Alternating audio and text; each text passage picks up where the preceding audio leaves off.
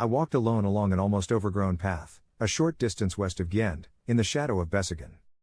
The air was sharp and dry, and the trees seemed to be holding their breath. I hadn't seen a human being for days. Not an animal either. Everything was silent. The sound of my footsteps was swallowed by the moss and the muffled earth. The mountains around me stood like dark colossuses, motionless, as if they were staring. I had grown up with these mountains. Grandpa called them the silent guardians. But it wasn't silence that I felt now. It was listening. Somewhere in my backpack lay a small field telescope. I often took it out, as if it might help to see further. It didn't. The first time it happened, I thought it was the wind. I had shouted to hear an echo, but the voice that answered back was delayed. As if it had to remember how to speak. Not an echo, an answer. "Hello?" I called.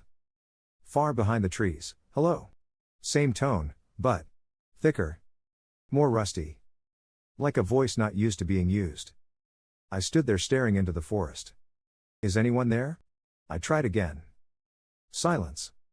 Then, someone. There. Not like an echo. Like a lesson. Like someone trying to learn to be me. I turned and walked faster. The forest grew denser. I took a detour up the mountain. Away from the trees. Away from the voice. Then, behind me, I heard the sound of footsteps.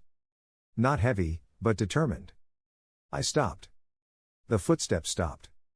I started walking again. They too. Exactly the same rhythm. Like a copy.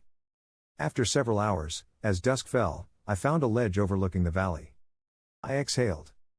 I lit a small fire. I took out my lunchbox. I tried to convince myself that it was just loneliness messing with my head. Then I heard gravel rolling behind me. I turned slowly. A figure stood at the edge of the light from the fire. The silhouette resembled me. Same backpack. Same hat. Same attitude. I said nothing. But it did. "Is anyone there?" it said, in my voice. But toneless. Like a tape recorder. I stood frozen. It took a step forward. Another. Then it smiled. Not with its mouth.